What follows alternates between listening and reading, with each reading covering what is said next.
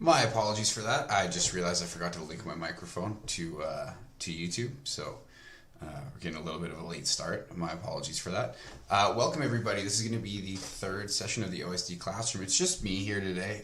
Nick has a nice time at the edge, and we ended up accidentally double booking. But I think we can get done what we need to get done with one person. Today we're going to continue building off the save process and direction of movement, things that we did last week. But the first thing I want you guys to remember is I think we finished off with a question asking you guys which phase of the save process you believe was the most important.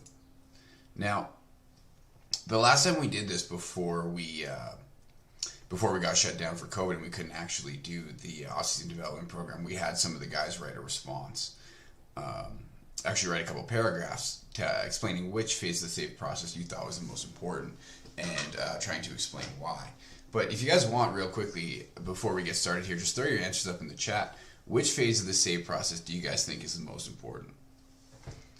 And we'll get started on direction and movement theory from there.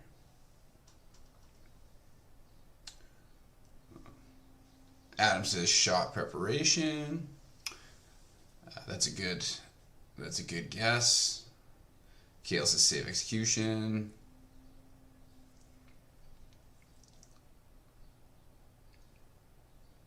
I'll be honest, when we ask this, very few people say post-save response.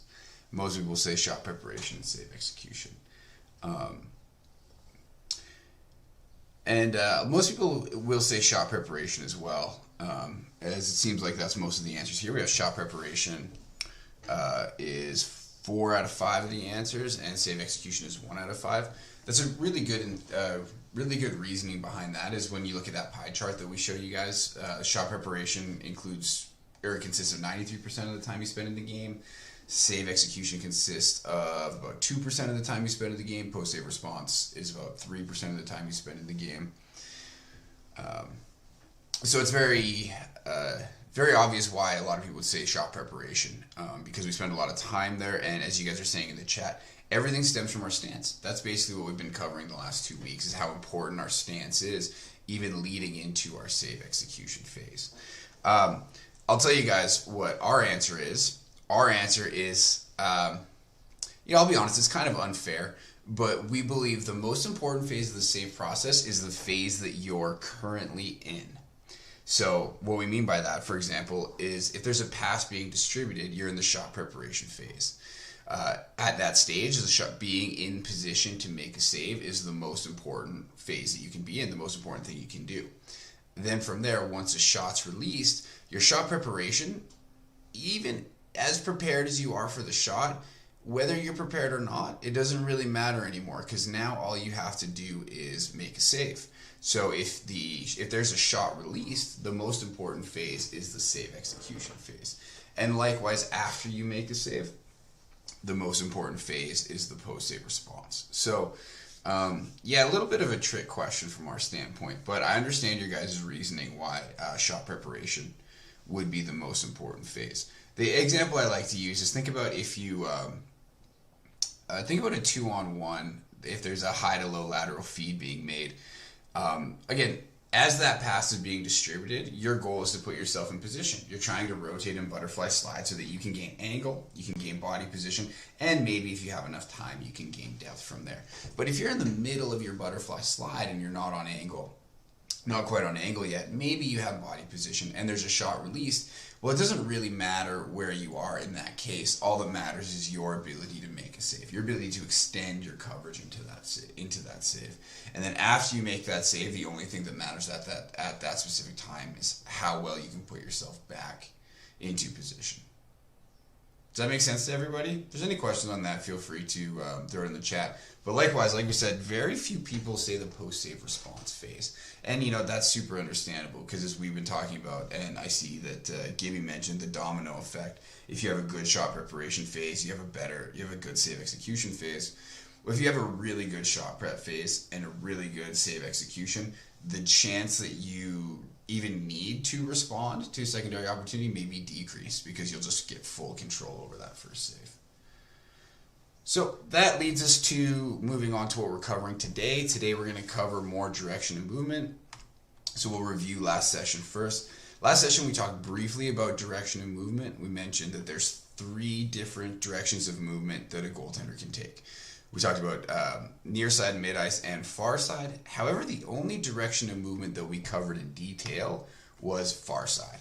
So these are just slides from the last session. When we look at far side DOM, we always talked about coming back through the mid portion of the crease. The reason why we want to come back through the mid portion of the crease is because we want to prioritize getting on angle. No matter what, if we're on angle, we have some opportunity to make a save because we're in net space. From there, we want to be able to get body position and then depth. So every time we're moving to the far side, so we're moving side to side, whether it's from top of crease or from post, or whether it's from a T push or a butterfly slide, we always want to ensure that we're coming back through the mid portion of the crease, getting on angle before we apply depth in those situations. So that leads us to what we're going to cover today. We're going to cover the near side direction of movement and the mid ice direction of movement. So the first thing we're going to talk about is the near side. Now, what we mean when we say the near side is if we split the ice into 3 vertical lanes with lines coming from the post all the way down the ice, the near side is the same side of the post that the goaltender is currently positioned on, or the same side that a goaltender is currently moving towards. So for example, here we'll look at the near side. We have our goalie here who's set on the post. The near side is this side that's on the same side of the post that he's on. So when we're moving to the near side, I'm just going to ask you guys to throw your answer up in the chat real quick. What do you guys think the direction of movement's going to be in this situation? Will it be angle? Will it be depth? Or will it be a combination of both angle and depth? Some of you guys may know this from previous sessions that we've done or previous programs. Even if you're not sure, throw your answer up so we can just have a little bit of a discussion about it. Adam says both.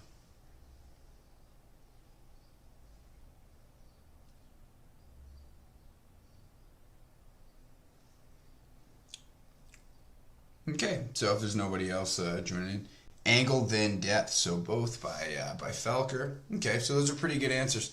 The correct answer for the near side DOM is depth. So the reason why the correct answer is depth is because when moving to the near side, the goaltender is always on angle. Now, unfortunately, with our picture, it's a little bit confusing because our goaltender is in a stance that he would be in at the top of the crease. He's not necessarily in his post stance. But in general, whenever we're moving to the near side, we're already on angle. Because if you remember what it means to be on angle, we draw a line from the puck to each post. That space is the space of puck going to the net. If a goalie's set up on the post, he's by definition automatically already in that space. And if the puck's to the near side, he's already as on angle as he can be. So if you go back to the order of operations in our priorities of obtaining positional elements, the first thing we want to achieve is angle. Then it's more important to have angle in body position. And then from there, we can apply depth. So when we're moving to the near side, a goaltender is generally always going to be on angle. As a goaltender is on angle, then from there, the second thing he needs to obtain is body position, and then he needs to obtain depth. Now, when we're talking about direction of movement, body position will never be our direction of movement. We'll cover this a little bit later, and it's a bit more theoretical. But body position is whether we're facing the puck or not, if you guys remember. Now, whether we're facing the puck or not is very important. However, rotating our body doesn't actually move us through space. So when we're talking about direction of movement, we're always going to be moving to either angle, depth, or a combination of both. And then our body position just determines how we take that direction of movement. So with the near side DOM, this is why when we're on post, goalies never slide. So if you've seen goalies when they're on post moving out to the near side, anytime a goalie would transition from their feet to their knees, essentially, if they're pushing off their post side leg, they're going to start to carry distance off of angle. Now, the reason why we don't necessarily move in a C or a J motion is because it would be really inefficient for us to initially be on angle, take ourselves off of angle, and then come back to angle with depth. We'd essentially be moving a longer distance while actually losing net coverage rather than gaining it.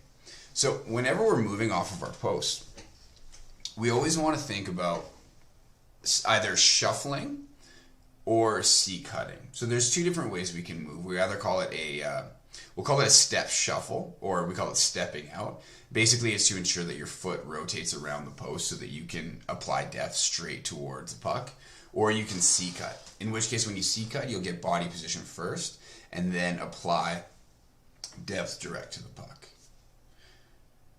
Is there any questions on the near side DOM? I want to cover one more thing before we finish near side, but that's essentially most of it. We just want to make sure that once we are fully on angle, from there we can start to apply depth. The last thing I want to cover about near side, if there's no questions, is most of the time we talk about moving to the near side when we're stepping off of our post. So we're set up on post, the puck's below goal, and the puck gets distributed to the same side that you're set up on, in which case that's where you're going to step out and when you're going to C-cut. The other time we would move to the near side direction of movement, I'll get to your question right after I finish this, is when we are either butterfly sliding or backside pushing and we arrive on angle. So if you remember from the far side DOM, whenever we're butterfly sliding or backside pushing, we always want to make sure that we take a path directly to angle.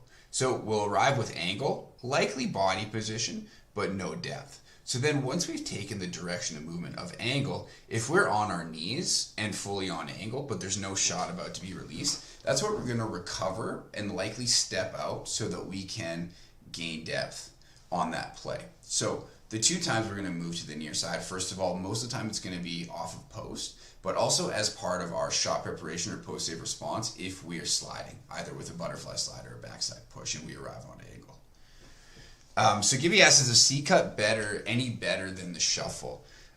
In my experience, the C-cut is more beneficial when pucks are in tighter proximity.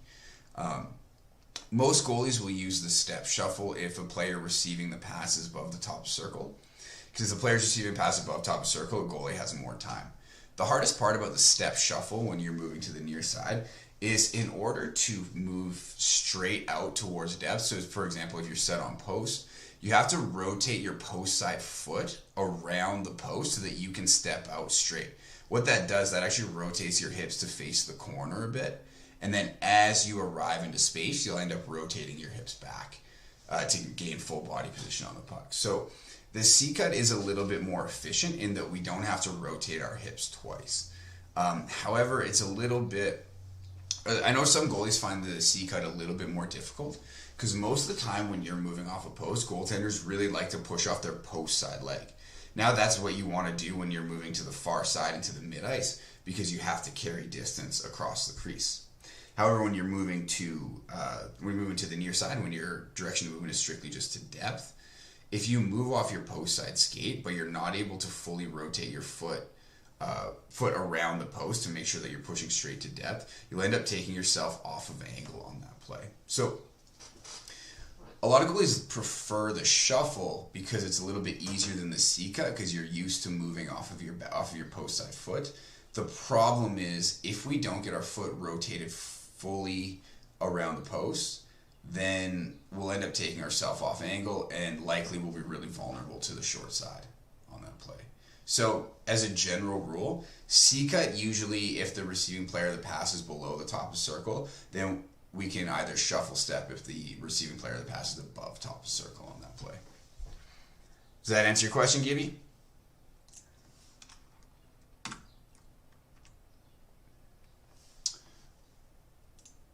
So from there, we're going to move to the mid-ice DOM. So again, remember the difference between far side, near side, and mid-ice. If we draw vertical lines from the post all the way down, the mid-ice is going to be when a receiving player of the pass is between those two lines.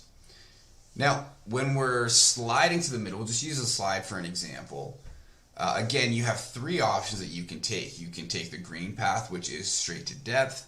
You can take the blue path, which is a combination of angle and depth, or you can take the black path, which is to get directly on angle.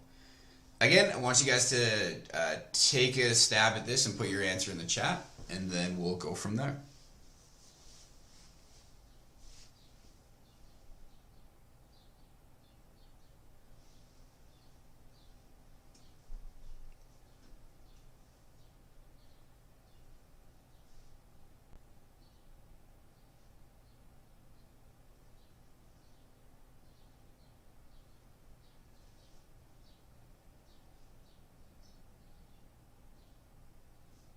Yeah, so everybody in the chat so far is correct. We're gonna take number 2, so the blue line. We're gonna combine angle and depth whenever we're moving to the mid ice. And this is pretty intuitive when you think about it. If you think about going to the far side, we're always gonna move directly on angle because we don't really have any net coverage until we get angle.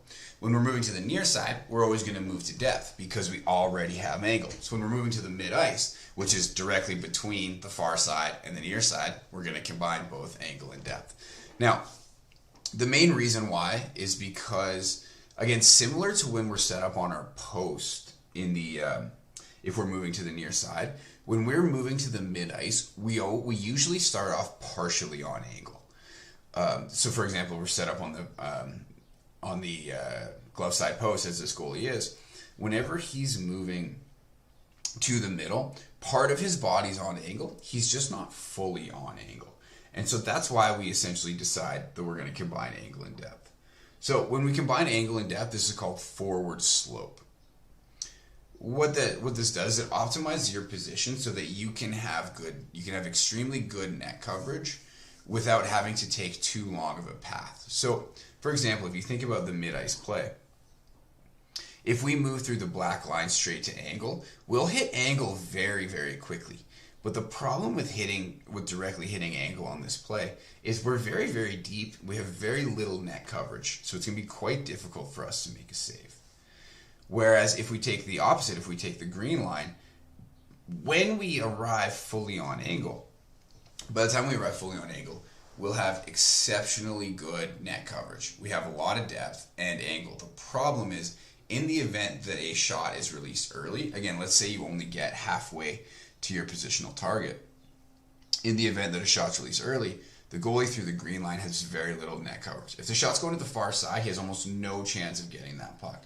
Whereas the goalie moving to the blue line, through the blue line, so combining angle and depth, has a really good chance of being able to extend and make that save. So moving to the mid-ice, so again, pretty simple. Far side, we're always getting on angle because we have no net coverage to start with. Near side, we're always going to depth because we're already fully on angle. And to the mid-ice, we're combining angle and depth because we are partially on angle and we need to gain a little bit more net coverage. So the same rule applies when we're moving from our feet as when moving from our knees. So when we're moving from our feet, again, we want to think about taking the blue line through. So again, it may be a little bit more of a circular path rather than a direct line, so we can arrive fully on angle and then apply a little bit of depth. As a general rule, when we're moving to the mid-ice, we call this forward slope. We always want to think about mirroring the slope of the pass. So the direct angle that you take, the direct path through the crease that you take may be different every time depending on the angle of that pass. So for example, if the passing player is very tight proximity, very close to the net, and the receiving player is very close to the net, that's going to be a fairly steep pass. Now, as that pass is made, we want to be parallel to the slope of that pass. That's going to put us on angle with body position and with adequate depth. So that path might be a little bit steeper. But on a play like this, where the receiving player of the pass is quite a bit higher up, say if this pass was distributed from a little bit further out as well, on that play, again, we'll mirror the slope of that pass, but that pass will be a little bit more shallow. So in that case, we're going to take more of a shallow slope towards the middle. Does that make sense to you guys about mirroring the slope of the pass? Essentially, we do it all the time. Even if you think about a far side play, a lot of times when that pass is moving, we want to make sure that we're getting fully rotated and taking the same angle as that pass. The main goal is that we maintain adequate net coverage as we're moving.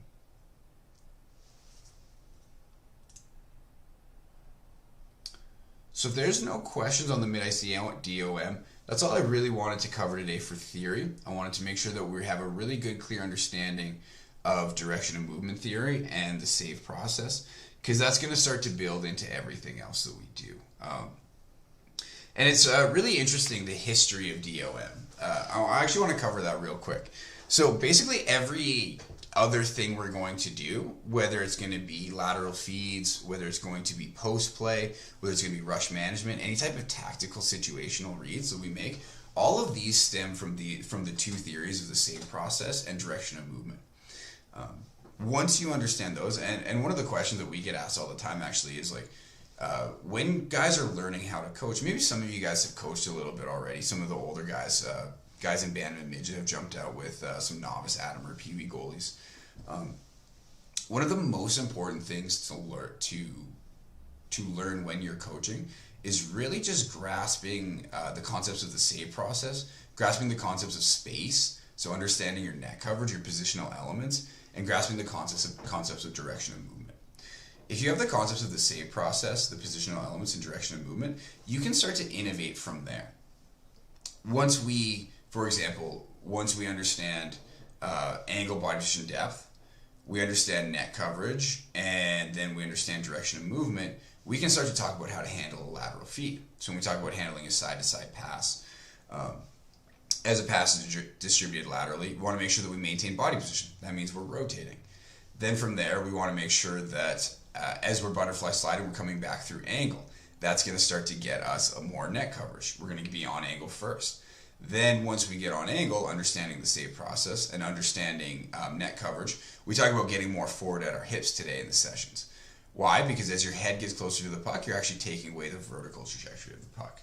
So again, understanding space and how the puck travels and being in space and how to gain net coverage, from there we start to lead to being more forward in our stance so we can be more aggressive in our save attempts. So really being able to innovate in the position and being able to solve problems that goalies are potentially having really just always comes back to the real simple basics of positional elements, direction and movement, and save process theory. So if there's no questions on direction and movement, one thing I'd like to add is the direction and movement. We talk a lot about it from the shot preparation standpoint. All of the same rules and theories apply from your post-save response standpoint as well. So we talk about sliding or T-pushing, moving from our feet. The same rules apply if you're initially moving from your knees. Again, your two options there, you're going to either backside push or you're going to T-push. But if you make a save and the rebound pops out to the far side, then we want to make sure that we get fully back on angle before we start to apply depth. If, say, we're on angle, we make a save, the rebound goes to the middle, we're going to backside push, combining angle and depth, and then potentially recover to our feet.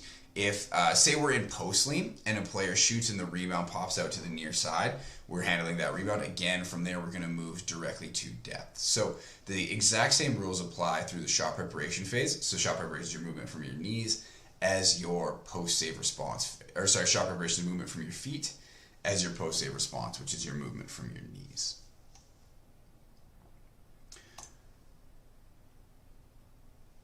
So if there's no questions on that, I want to talk about the history of goaltending a little bit. I didn't really prepare any slides. I just kind of wanted to chat because it's really interesting to conceptualize and think about how goaltending itself innovates, but how innovations in goaltending change the game.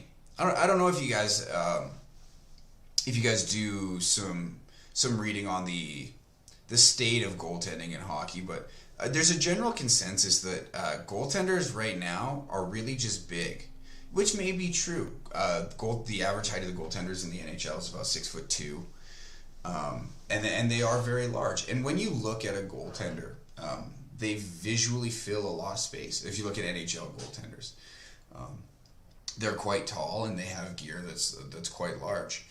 And one narrative that surrounds goaltending in the NHL right now is that goaltending is the fact that goaltenders are big and that they're just filling space is actually stifling the game moving forward. And I totally disagree with that, fully disagree. And I think it's actually the opposite.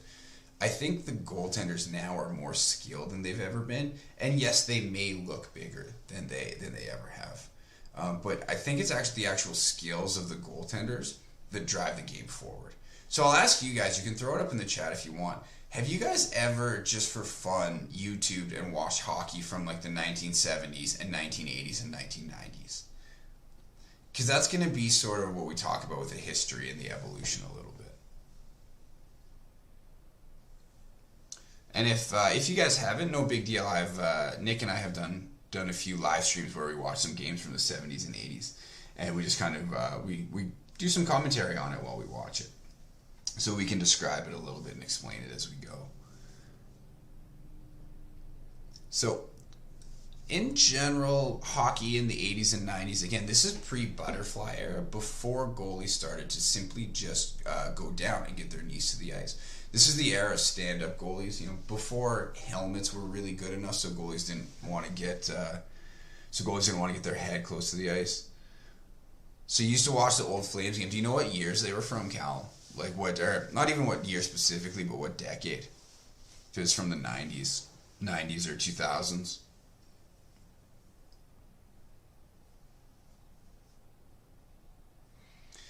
And so goalies were, quote, stand-up goalies. And coaches really liked goalies that would stand on their feet and make saves on their feet. And the reason why is they felt that they would fill more space and that the goalies were more athletic. Mostly from 80s and 90s. Okay, cool. So you got to see the old goalies play where they pretty much stood up. They rarely got their knees to the ice. Goalies would make skate saves. Back in those eras, very rarely would you see a goaltender with a save percentage over 900. Nowadays, if you don't have a save percentage over 900, there's a good chance you're not in the NHL. If you look through the stats, there might be a few goalies who are below 900s that are kicking around at 880s, 890s. But all starting goalies in the NHL have a save percentage of at least 900 now. And really what changed and what started to drive the game forward was how good goaltending was. So in theory, and again, this is a lot of it's my interpretation, but as helmets got better, goalies were less worried to go down.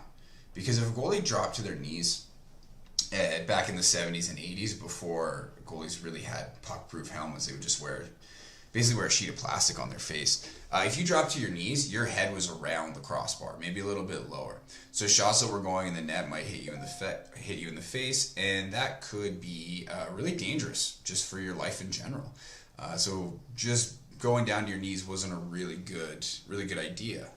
However, as helmet technology got better, players started to wear helmets, goalies started to wear goalie masks, full goalie masks instead of just plastic sheets on their face. That gave them the opportunity to get their heads closer to pucks. Now, when I say head closer to pucks, we're not talking about like head trajectory that we talk about. We are just simply talking about going down. And I'm sure you guys heard about Patrick Waugh when he started to go down. Well, before Patrick Waugh kind of innovated the butterfly, if you were to watch a game, and Callum, you can verify this, most of the goals that went in were just on straight shots. There might have been a few passes here and there, but a guy walking over the blue line and taking a slap shot was a pretty good scoring opportunity. A lot of the goals would just happen from guys teeing up slap shots from anywhere from the blue line to top of circles and just overpowering goalies. Now, if one of the biggest assets of scoring is basically just taking a shot, direction of movement theory doesn't really come into play, because all a goalie really has to do is set on their feet as the guy's skating in and then try to react to shot release. So as Patrick Waugh and his goaltending coach, I think there was a shot on the ice and the goalie jumped over it. Yeah, that wasn't uncommon. It sounds weird thinking about it now, but that wasn't a rare occurrence. So the reason why I bring that up is with the invention of the butterfly with Patrick Waugh and his goaltender coach Francois Allaire, what they discovered, they did a study where they just got pretty much every goal from an NHL season sent to them so they could review and look at where it went in the net. And what they found was that 50% of the shots were near the ice and 85% of the shots were mid-torso down. So that basically means from your sternum, like where your chest is, 85% of shots released were from that area and lower. So, and probably I think it was 90% of the goals or 85% of the goals were also scored in that range, scored along the ice. So instead of having your cover standing where you really only have your legs covering the net, they got Lefebvre, the guy who's making the new gear, to make, he's been making gear forever, to make Patrick Roy the pads that he basically innovated the butterfly in. He had landing gear so he could get his knees down to the ice and the face of the pads would flare forward. Now, if the face of the pads flare forward, you have pretty much the 50% of the shots that are going in near the ice covered, and you have the other 85% of the shots that are going mid-torso down covered. So from there, you can start to just really fill space. This is where the whole idea of just going down and filling space came in. This is very common in the late 90s and early 2000s. Goaltenders weren't very reactive. They would just get really big gear and get on angle and then go down. Now, that works really, really well at first. Once goaltenders started doing that, the save percentages went dramatically up. In 1995, there was about maybe 5 to 10 goaltenders who had save percentages that were over 900. And in 2000, so in the years from 95 to 2000, the top 32 goaltenders had save percentages over 900. So just the invention of going down led goaltenders to have much, much better results. And that led to a decrease in scoring. And this is where I'll come back to. I think that innovation in goaltending is the primary driver for innovation in the game. It's what's made the game today as fast and as exciting as it is. So back to the butterfly.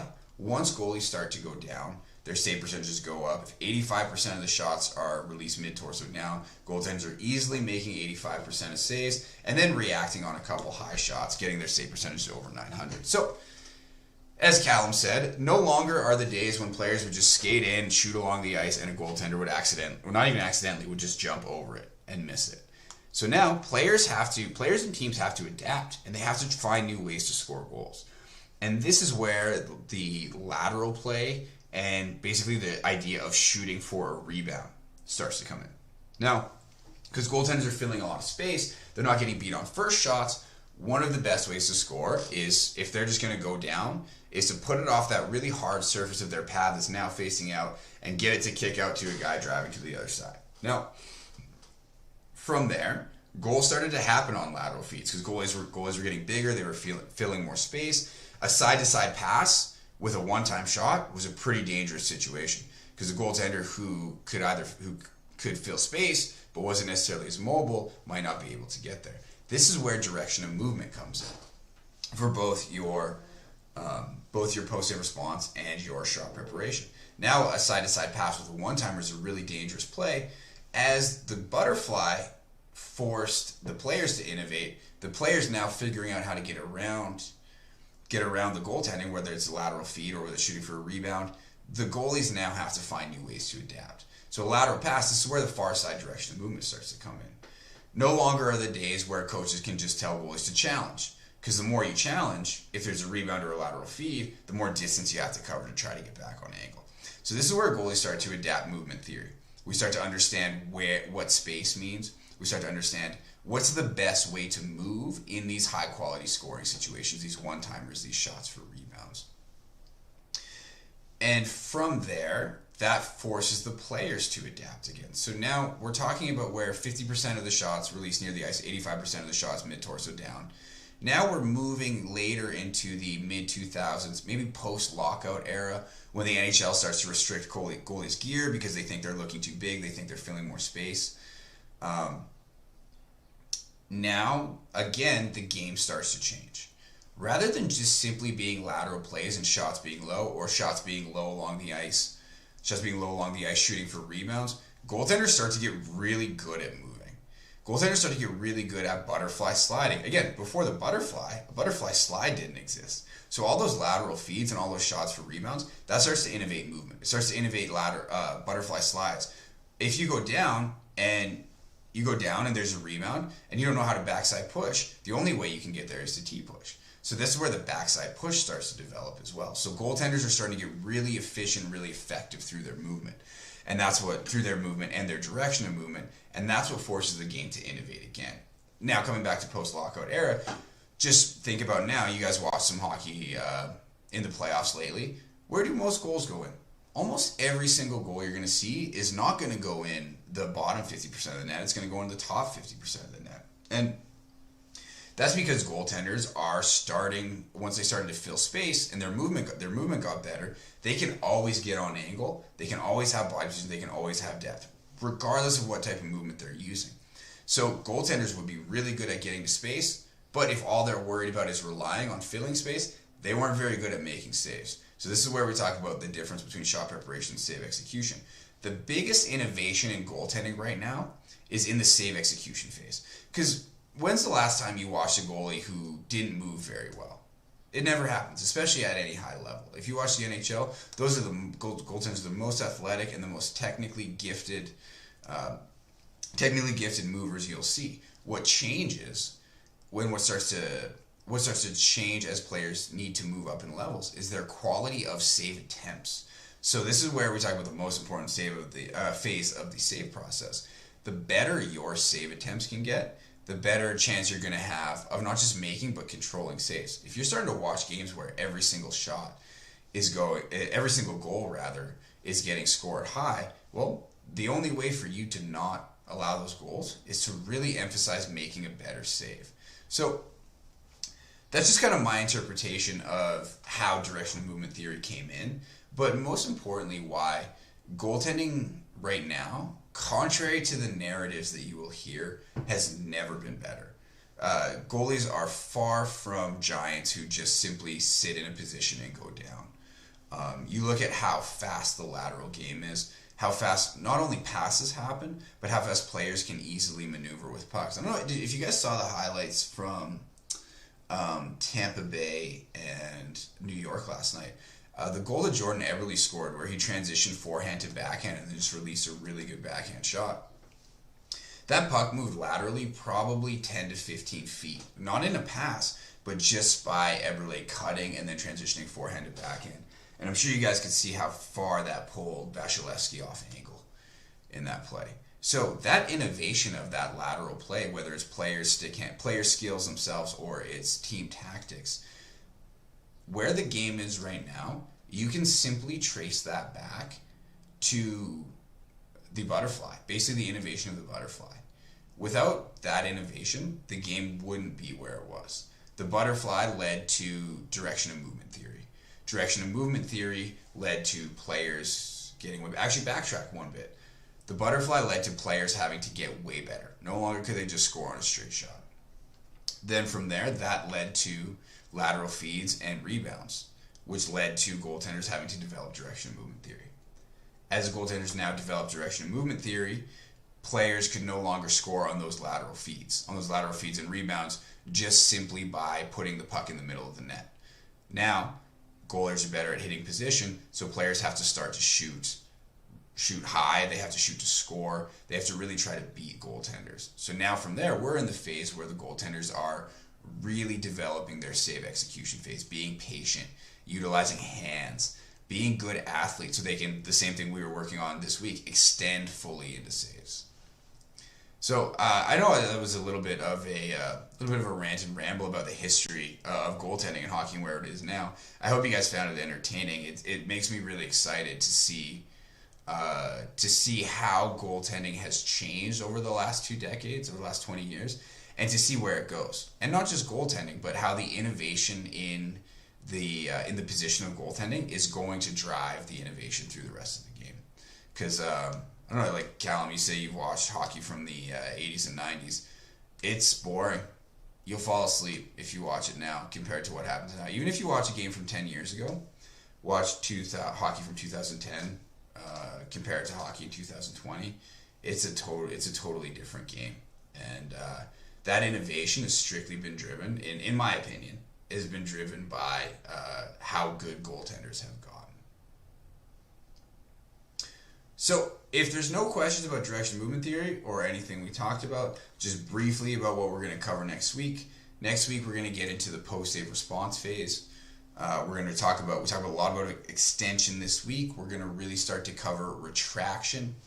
Because we talk about extending, retracting as they happen together. Retracting after we make a save. And that's going to lead into our post-save response. And then once we cover the post-save response, we'll have basically a full understanding of the mechanics through our save process, through our shot preparation, our stance and our mobility, through our save execution, extension into save, hand usage, head movement, and then we'll get into our post-save response, our retraction, and our backside pushes, and then we'll be able to move forward into some more dynamic things.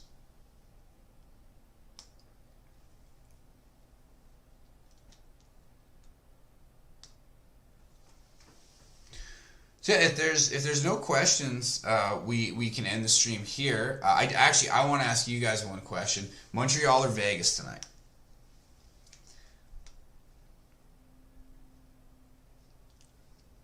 I'll tell you my opinion after, but I want to see what you guys think before we sign off here.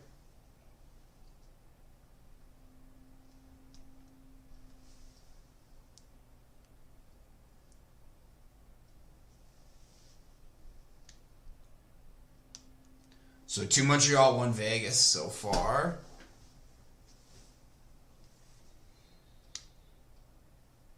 I'm gonna even it out. I'll tell you mine.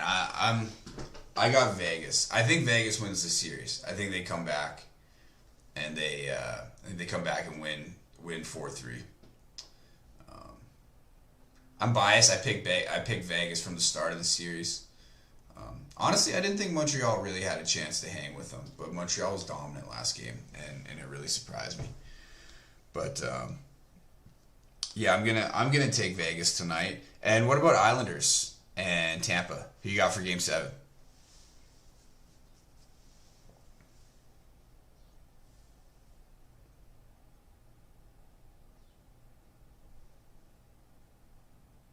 Gasick pulling out the halves and the Isles. I don't know about that. I don't think Tampa can be stopped. I agree with Gibby on that one. I think Tampa's just going to decide to score some goals. Why do you hate both teams?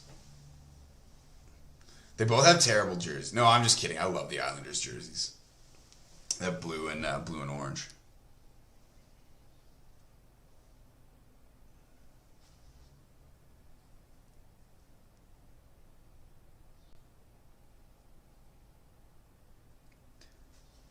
So we'll keep the chat archived so we can see who's right and wrong. I got Vegas and Tampa. Oh, I see. So you hate them both because you're a Boston fan. I get it. That's fair. Well, that's all I got for you guys today. So I'll have the journals posted from the sessions, the second session. I guess it'd be session 4 in your journal. I'll have those posted by this evening. And so you guys can go reflect and review. And we'll see you guys next week. Have a really good weekend.